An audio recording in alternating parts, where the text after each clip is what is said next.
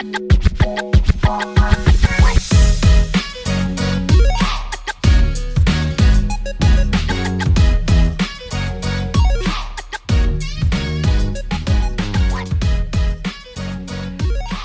there, it's Emma, and welcome to Sax Bites, the 5-minute saxophone lesson podcast.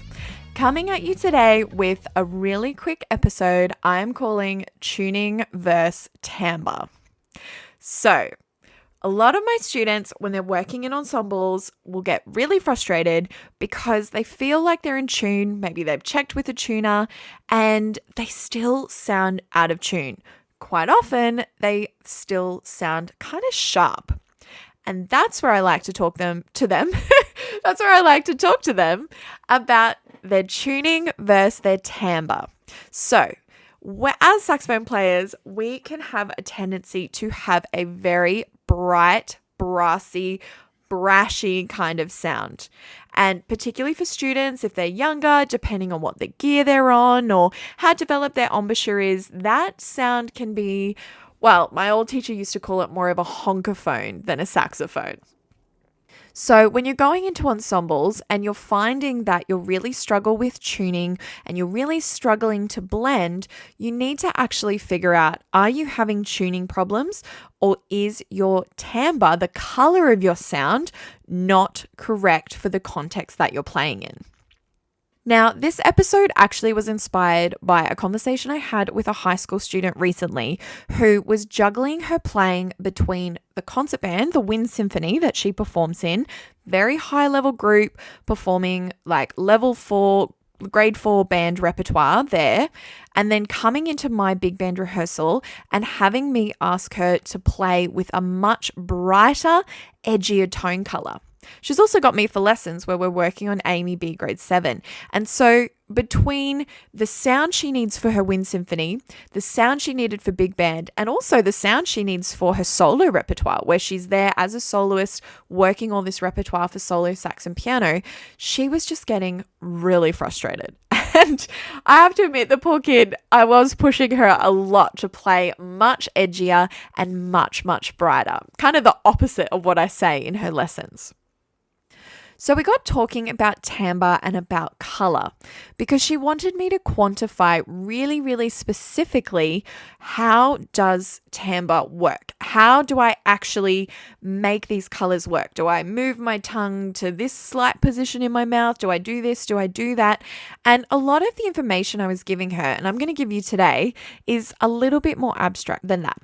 When it comes to timbre on the saxophone, I actually find the students that have the most success with having a really malleable timbre and creating different sounds for different contexts are the ones that are able to conceptualize it in a really abstract way. So for this student in particular, she was finding in big band, she would work through the rehearsal, and by the end of rehearsal, she was getting a really edgy and bright sound. Fluoro green, as I was calling it. That's what I want her sound to be. I wanted it very bright, 80s kind of pop funk sax sound, fluoro green sound. And in working in this kind of abstract context of what does fluoro green sound like, she was able to use her air and adjust her embouchure slightly and create that sound really beautifully. Then she went into Wind Symphony rehearsal and she had some problems.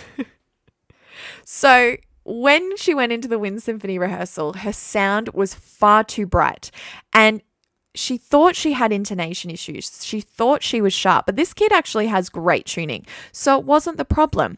What we actually needed to do was to adjust the timbre for that situation.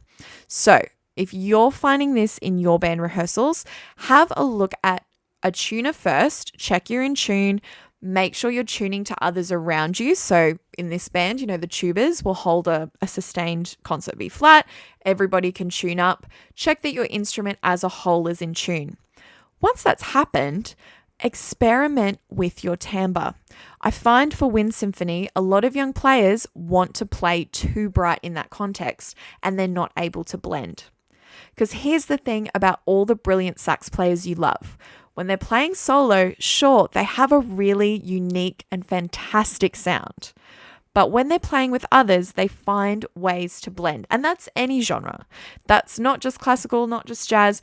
People find a way to create a timbre which suits the musical context that they're playing in. I should add, as a slight disclaimer, there is a bit of gear chat to go on in here.